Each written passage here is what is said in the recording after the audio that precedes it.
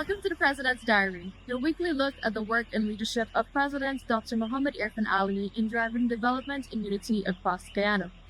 The president met with the families of the victims of the tragic bombing that occurred on October 26 at the mobile gas station on Regent Street. President Ali promised swift justice and confirmed that the Guyana police force has been interrogating the suspect. He also updated the families on the findings to date. In turn, the families thanked the president for the government's swift response.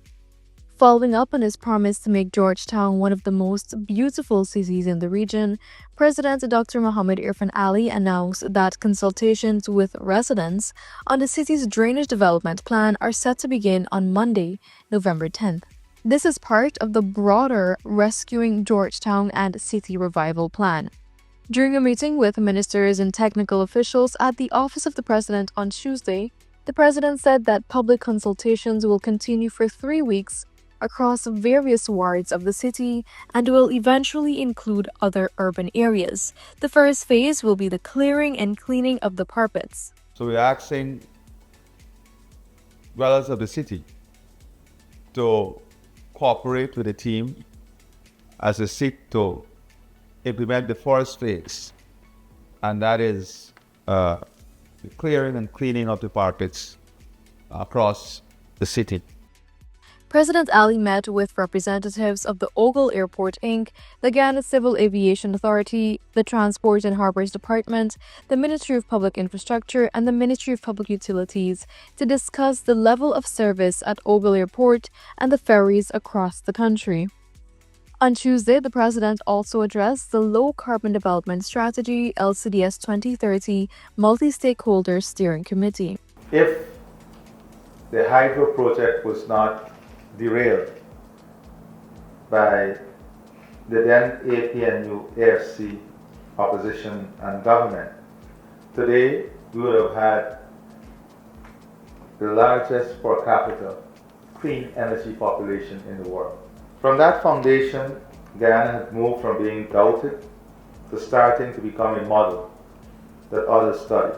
Today I can say, without a shadow of a doubt, that we are a global example, a global model. The president also met with members of the Guyana Council of Organizations for Persons with Disabilities at State House, where discussions focused on ways that the government can continue enhancing the lives of persons living with disabilities in Guyana. High on the agenda were initiatives to support children's education and adults' standard of living.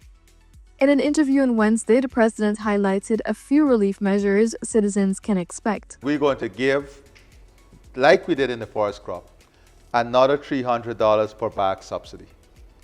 That will be an injection of more than $2.7 billion to our rice farmers. We're going to give $150,000 to every fisherfolk out there.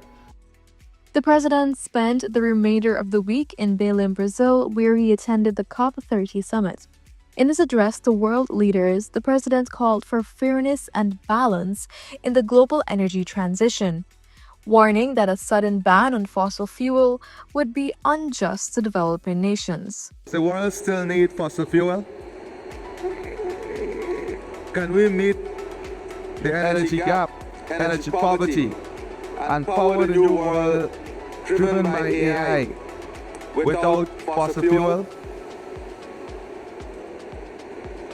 The question is, how do we find the balance? The president told the world leaders that while the global shift toward clean energy is vital, developing countries must not be left behind.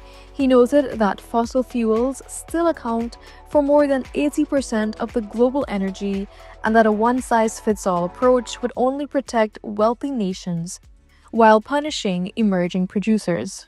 If we commit ourselves to shun extremism and instead promote collaboration, if we make our bureaucracies accelerate innovation, not trap it, if we unleash the financing options that are affordable and available, then more than 30 years after Rio, Belém will be the turning point when the world moves from promises to progress. And that's a wrap on this week's edition of the President's Diary, where we highlighted the work and leadership of President Dr. Mohamed Irfaan Ali.